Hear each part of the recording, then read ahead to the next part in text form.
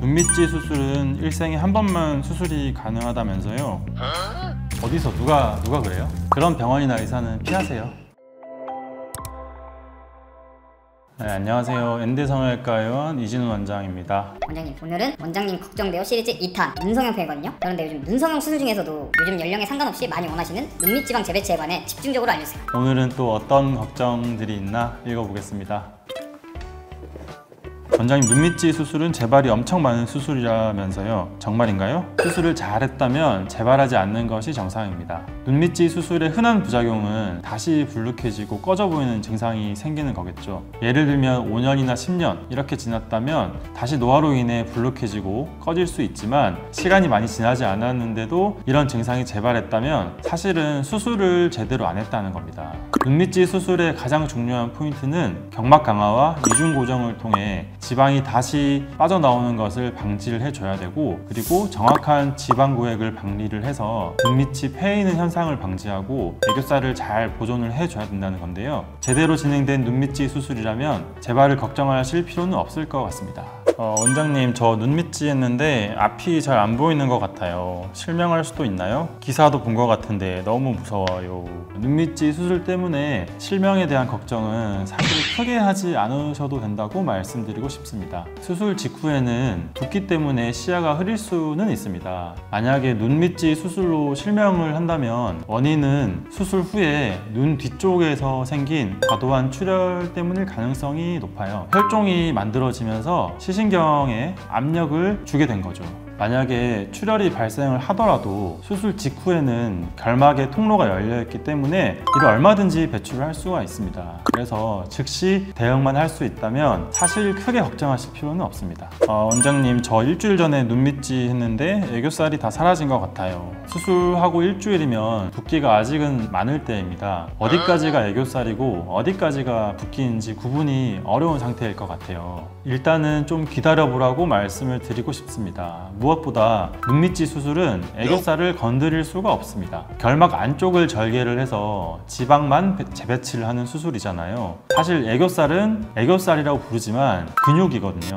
눈밑지 수술은 지방만 재배치를 하는 것이기 때문에 눈 둘레 근육에는 영향을 끼치지 않습니다. 저희가 살을 빼면 이목구비가 좀 돋보이죠? 같은 원리입니다. 애교살을 덮고 있던 눈 밑에 있는 지방을 제거를 하게 되면 오히려 애교살이 더 돋보이게 됩니다. 원장님, 저 눈밑지 했는데 갑자기 소개팅이 잡혔어요. 일주일 안에 회복이 가능할까요? 수술하고 일주일이면 아직 붓기가 좀 있을 때입니다. 노란 멍이 좀 남을 수는 있는데 이건 메이크업으로 커버를 해주셔야 될 것 같습니다. 남자분인지 여자분인지는 모르겠지만 요즘엔 남녀 구분 없이 메이크업 하니까 가능하시겠죠? 눈밑지 수술하면 흉터가 겉으로 보이는 거 아닌가요? 눈밑지 수술은 눈꺼풀의 안쪽 결막을 통해서 접근하기 때문에 외부 피부에서는 흉터가 생기지 않습니다. 따라서 흉터가 외부로 보일 염려는 거의 없습니다. 다만 수술 후 붓기나 멍이 있을 수 있으며 이는 시간이 지나면서 자연스럽게 회복됩니다. 각자의 회복 속도와 피부 상태에 따라서 약간의 차이가 있을 수는 있습니다. 눈밑지 수술을 굳이 하지 않고도 필러로도 해결할 수 있다고 하던데 전 이미 수술을 했어요. 어떡하죠? 네, 물론 필러로 해결할 수 있는 눈밑 고민도 있습니다. 단순히 조금 꺼지기만 하셨다면 필러나 지방 이식으로 살짝 채울 수는 있지만, 지방이 많이 튀어나온 상태라면 눈밑을 평평하게 만들기 위해서는 튀어나온 부분에 맞춰서 필러를 넣어야 되겠죠? 근데 그렇게 필러를 넣다 보면 빵빵해지고 부자연스러워 보일 확률이 높습니다. 그리고 눈밑 피부는 굉장히 얇기 때문에 더 위험합니다. 무거워서 처지기가 쉽거든요. 사실 단순 필러로 해결할 수 있는 눈밑 고민은 거의 없다고 보셔야 됩니다. 저 눈밑지 했는데 눈이 너무 시려운 것 같아요. 부작용일까요? 눈밑지 수술은 결막을 통해서 하는 수술입니다. 그래서 수술 후 결막에 수술 자국이 생기고 부어있기 때문에 눈이 시릴 수는 있으나 대부분은 일시적이라 2-3일 내에 자연스럽게 회복이 됩니다. 2-3주가 지나도 계속 눈이 시리다면 수술 부위에 염증이나 신경 자극 또는 눈물막에 문제가 있을 수 있기 때문에 수술한 병원에 방문하셔서 상의를 해보시는 게 좋겠습니다. 눈밑지 수술은 일생에 한 번만 수술이 가능하다면서요? 저 너무 어릴 때 한 것 같아서 걱정이 됩니다.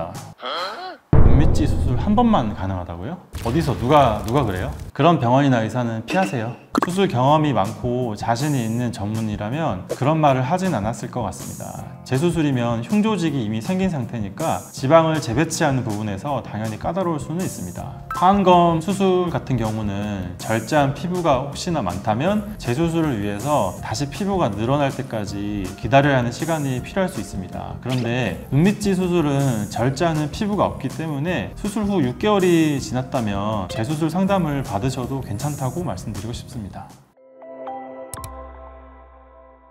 자, 여러분이 보내주신 눈밑지 걱정 오늘 여기까지입니다. 코 성형도 눈 성형도 그 어떤 성형도 마찬가지입니다. 걱정을 최소화하는 방법은 뭘까요? 바로 병원과 의사를 잘 찾는 거죠. 더 궁금한 거, 더 걱정되는 거 있으시면 언제든 댓글 남겨주십시오. 이상 여러분에게 안전한 아름다움을 선물할 의사, 저는 이진훈이었습니다. 감사합니다.